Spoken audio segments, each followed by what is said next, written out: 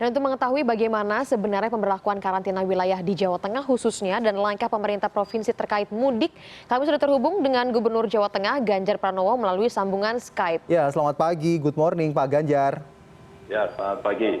Ya, Pak Ganjar, sejauh ini sudah ada beberapa wilayah yang menerapkan karantina lokal dan bagaimana koordinasinya dengan pemerintah provinsi sejauh ini? Belum ada, mungkin yang menutup jalan satu dua sudah ada. Yang menutup jalan agak banyak, ada kota kecil saja di Kota Tegal ya. Kalau yang lain sih belum. Kalau dari pemerintah provinsi sendiri dalam hal ini Pak Ganjar, himbauannya seperti apa Pak? Apakah memang karantina ini juga akan dilakukan di beberapa titik? Sekarang kan sudah ada PP ya. Setelah Perpu kemarin keluar, ada PP, ada Kepres. Maka kita minta sekarang seluruh bupati wali kota, termasuk kami, sedang menghitung. Apakah kemudian kita sudah masuk kategori PSBB atau belum.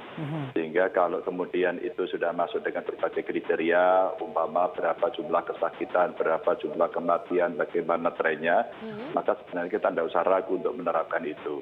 Hanya saja saya meminta kepada semuanya, para pengambil keputusan minimal yang ada di wilayah Jawa Tengah untuk menghitung itu sekarang. Hitunglah itu sekarang, gunakan data itu, nah setelah itu ajukan. Boleh nanti via saya katakan dari Bupati Wali Kota ke Presiden atau Menteri Kesehatan, atau nanti kemudian juga boleh langsung saya di CSD saja. Nah, ada beberapa cara yang kemudian bisa kita pakai untuk itu. Setelah kita tahu soal itu, kepala daerah berkewajiban untuk menyiapkan segala sesuatunya. Bagaimana kemudian mengatur kondisi kabupaten kota dengan kondisi yang sudah dikatakan umpama ini masuk pembatasan sosial yang berskala besar begitu ya. Terus kemudian nanti orang harus bicara logistiknya, orang harus bicara bagaimana rumah sakitnya, orang harus bicara sistem transportasinya, pengamanannya, sehingga tidak cukup hanya dengan statement saja. Nah, kalau kita lihat kan kemarin Wali Kota Solo juga sempat mengatakan bahwa sejumlah pasien yang dirawat sudah sembuh, berhasil sembuh, sudah pulang ke rumah masing-masing, yang di Semarang juga sudah pulang. Lalu sejauh ini upaya-upaya apa lagi yang dilakukan oleh Pemprov sejauh ini Pak untuk berkoordinasi untuk semakin lagi menekan penyebaran virus corona, terutama untuk daerah-daerah yang bisa dikatakan banyak pasien yang saat ini sudah dinyatakan sembuh ini? Ya, ini pertanyaan yang sangat bagus ya.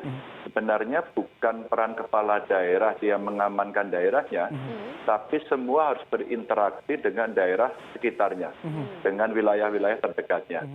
Kita diskusinya cukup panjang ya, sampai hari ini juga mendekati, mudah-mudahan segera diputus, agar kita bisa mengelola di zona-zona merah. Di mana itu zona merah? Tentu saja Jakarta. Maka sekali lagi di banyak media saya sampaikan juga, Jakarta mesti kita dukung.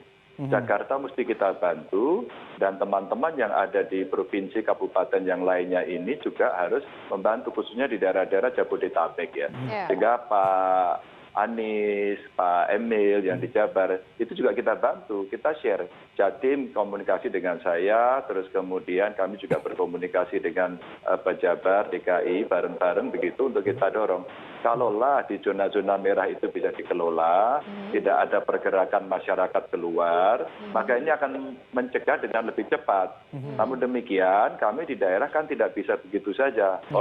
Sorry ya, Anda nggak boleh masuk, Anda saya balikin lagi. Nah, mereka rakyat kita, maka kemudian kita mesti mengelola mereka. Kita cek satu persatu alamatnya, kondisi kesehatannya, nomor teleponnya. Kita dorong mereka untuk isolasi mandiri selama 14 hari. Kita coba kontrol terus-menerus. Memang yang seperti ini butuh gerakan dukungan yang lebih baik lagi. Karena eksesnya kan mulai muncul kalau literasi kita rendah. Selama kemarin dia nggak mengerti bagaimana cara mengisolasi, bagaimana agar menjaga jarak physical distancingnya seperti apa. Mohon maaf, dengan segala hormat, kan sudah ada yang sembuh. Saya upload juga agar ada edukasinya. Tapi kemarin kan kita sedih, Mas. Sedih, Mbak. Ketika kemudian ada yang meninggal, tapi ditolak dimakamkan. Padahal, padahal kan itu prosesnya, SOP-nya sudah bagus. Ya dibungkus, pakai plastik. Dan kata pakar kalau sudah seperti itu aman.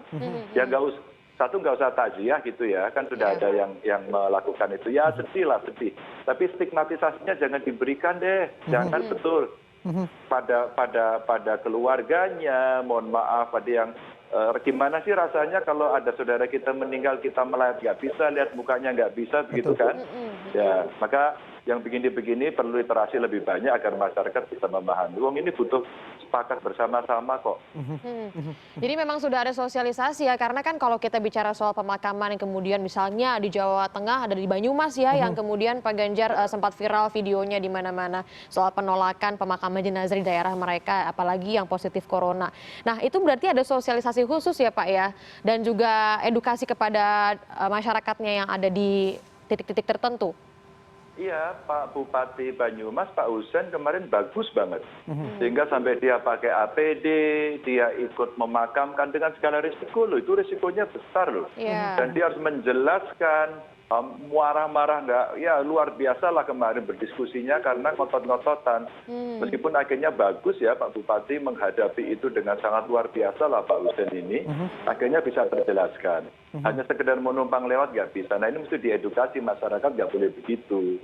Nah inilah yang kemudian penting para ya netizen, mereka tokoh agama, tokoh masyarakat untuk menjelaskan soal ini. Meskipun demikian, pemerintah juga punya plan B. Plan B-nya apa? Plan B-nya menyiapkan kondisi-kondisi darurat untuk menyediakan lahan. Artinya kemudian konflik itu tidak bisa terhindarkan kan tetap harus dimakamkan kan, nggak boleh lama-lama. Betul. Oke, betul. Pak Ganjar, kan kalau kita lihat semenjak wabah ini dinyatakan sebagai pandemi, tentu hampir semua orang menjadi sangat sibuk. Apalagi seorang kepala daerah seperti Pak Ganjar nih harus mengawasi wilayah Jawa Tengah, berkoordinasi dengan pusat dan sebagainya. Pasti perlu juga nih menjaga yang namanya imun tubuh Pak, daya tahan tubuh. Sejauh ini apa saja yang dilakukan Pak? Mungkin selain olahraga, apakah empon-empon atau sepeda masih tetap dilakukan Pak? Ya, hari ini hujan deras saya tidak sepedaan. Wow. Kedua biasanya saya sampai rumah jam 9 karena saya harus keliling ketemu masyarakat, halo-halo. Saya kalau sepedaan sekarang saya tambah mic. Saya tambah mic, bawa speaker, taruh sepeda sebelahnya, kita teriak-teriak menjaga jarak begitu. Dan saya selalu pakai kaos. Saya selalu pakai kaos dengan macam-macam desain untuk kita pakai sebagai satu kampanye sehingga ini bisa membuat komunikasi dengan masyarakat lebih mudah. Samping tentu minum vitamin, istirahat cukup, kena matahari begitu ya. Dan ya termasuk jamu, empon-empon sekarang hampir semuanya kita konsumsi. Alhamdulillah lah sehat gitu ya. Iya, mudah-mudahan kita selalu diberikan kesehatan ya, terhindar dari virus corona, dan Pak Ganjar juga semakin semangat lagi ya untuk mengimbau masyarakat memantau semuanya, jadi berkoordinasi dengan pemerintah pusat. Mudah-mudahan corona ini segera berakhir ya Pak ya. Selamat sarapan Pak Ganjar. Ngomong-ngomong, suka minum kopi juga nggak Pak kalau pagi Pak? Kenapa? Suka minum kopi juga nggak Pak kalau pagi? Ya, selama corona ini nggak minum kopi, minumnya jamu. Minumnya jamu ya Pak. Nanti usai jeda Pak, Good Morning akan ajak pemirsa di rumah untuk bikin-bikin kopi ya sebagai selingan minum jamunya ya. Nggak ada salahnya nanti dicoba di rumah sama ibu ya Pak ya, gitu. Terima kasih Pak Ganjar sudah bergabung bersama kami di Good Morning. Selamat kembali bertugas. Terima kasih. Ya, sampai jumpa.